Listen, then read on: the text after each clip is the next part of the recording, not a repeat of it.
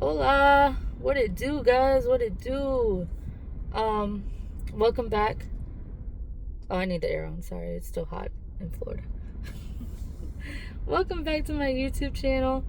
I just went and saw I Know What You Did Last Summer, and I'm pretty excited. They're revamping this series, and I'm for it. I'm for the revamp on this one. A lot of people don't like the remakes or the new route they're taking with certain remakes. But the I Know What You Did Last Summer, I think they are going in a great direction. First things first, I would rate the movie probably an 8 out of 10, 9 out of 10. 9 out of 10 if I'm not being too critical, but I want to be a little bit critical, so I'm going to give it an 8 out of 10. It's definitely good. If you like the first one, or like if you like the series like back in like the 90s and early 2000s, you're going to like this one. Okay, there's a lot of nostalgia in the movie, referencing back to the whole series from like all the movies all together. Of course, the most notorious line, "What are you waiting for?" is in the movie. There's 3 cameos from 3 of the actors from the original series in the movie. I ain't gonna lie.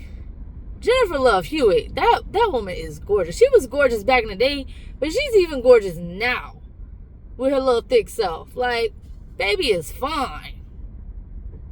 Baby is fine. If you want to know my female type, it's Jennifer Love Hewitt, because baby, whew. Anyway, before we get sidetracked, back to the movie. So the first thing I want to say is written very, very good. Usually with most movies and most thrillers and like action gory stuff, I can guess the killer. This time I had 2 suspects on who the killer was, and the one that I was really sold on got killed. So I was like, it's not him. He isn't it. Okay, great. So I was like, it's gotta be suspect number 2. And it was suspect number 2. But then they threw a little twist in there. And I don't want to spoil the movie. That's not what I want to do. I don't like spoiling movies for people, so I try to keep it very vague and ambiguous in my reviews. The plot structure was really, really good for the movie, so that's like the big selling factor for me, because if it's written very, very well and I can't guess who it is, that means it's great writing. Simple. And honestly, it was written so well that the subpar acting from the actors, the new actors, some of them are very, very subpar. You can overlook it. But I also was drunk on a margarita when I went to go watch it, so I may have been already happy before I was watching the movie and dying laughing at all this shit. The second thing I really enjoyed with the movie is the kills. It's gonna sound very serial killer, but like, if you're watching a gory movie, a suspense thriller, or a horror movie, you're watching for the kills. So the kill sequence and the showmanship and the displaying of the kills, very gory, very... Because I was about to say something not grammatically correct, so I had to stop. I was about to say that's piss poor grammar, ma'am.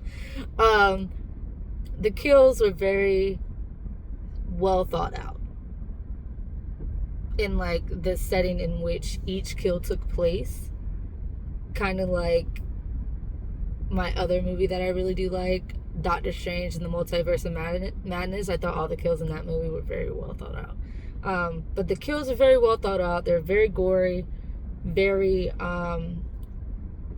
displayed this time compared to the original movie, where you get the kill, but there's no like display or showmanship. You got like half the body hanging there or some shit like that. You never really get to see what the killer does with the bodies in the first movie, because this is the revamp. So I'm comparing this one to the very, very first one, because it's a similar plot alignment.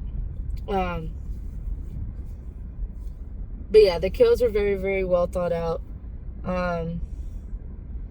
There's actually like a parallel subplot that's going on in the main plot. Of course, you got like all the kills and killing, but there's like a subplot reason to why all the kills are happening, and I appreciated that as a fellow writer. I like a little parallel plot line that ties into the main plot line. I like that.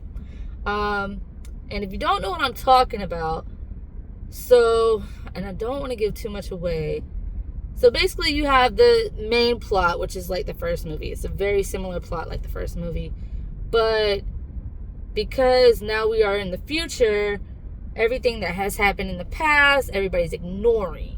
So the subplot is how they're covering up everything in the past type deal. And it all ties into the main plot. And I thought that was beautiful. What else?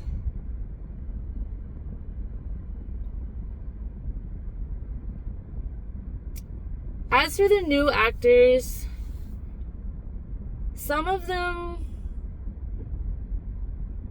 were okay.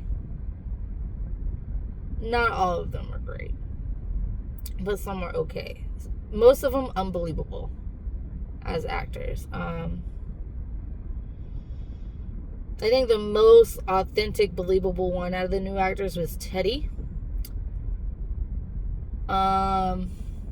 Because I believe like everything like he felt as a character watching him on the screen. As for the females, Stevie, I think Stevie nailed her character, but the two main leads, I was like,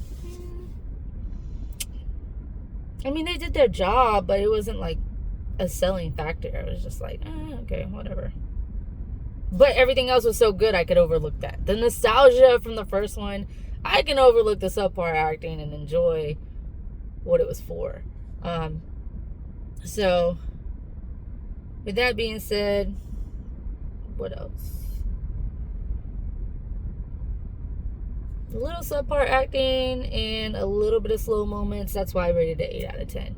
Other than that, like, it's actually very good remake. I would actually go rewatch it again, just for the because I like the series, but for the nostalgia of like just the cameos from like the 97, like the movie that placed in 97. I don't know when it came out. I'm not too deep into the series like that. I just watched the original last year, and the reason why I started watching horror is because when I write like my stories and stuff, I write very gory horror, thriller, suspense type short stories. So I was like, well, you know what? If I'm gonna write this genre, I need to understand like what the genre is about movie wise and like know more of the genre. So I started watching horror movies last year around like September of 2024. And the two franchises that I watched the most, like that I loved so far out of them, are Scream and I Know What You Did Last Summer. Scary movie parodies, of course, I'm always gonna love a comedy, so those hold a special place in my heart. As for like the really, really, really horror, gory stuff, I ain't there yet, baby. I'm a baby. I gotta take baby steps. I gotta crawl before I bawl. So I gotta take very, very baby steps. I did watch The Shining. The Shining is like a psychological thriller. I appreciated that as a psychological thriller. I mean, I wasn't like too scared, but like the mental aspect of it, I was like, I understand. I get it. Because I'm fucked up. I'm not fucked up, but you know, the only reason why I'm deep diving into horror right now is because I have a lot of trauma. I've been through some shit in life, so there's that. So yeah, I Know What You Did Last Summer, the remake, 8 out of 10. Go watch it. Yep. And there's like small little details too that they reference to the first one.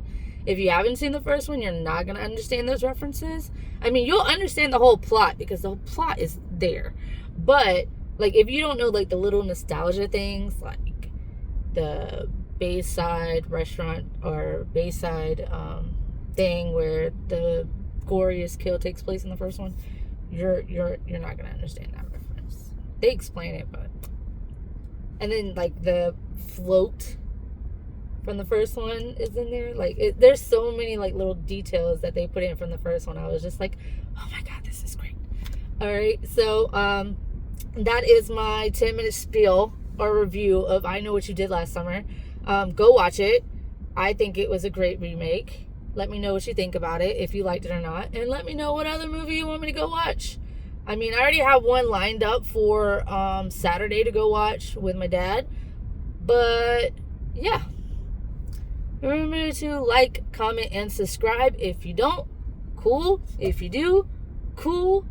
Love, peace, and chicken grease. Hasta luego, one love.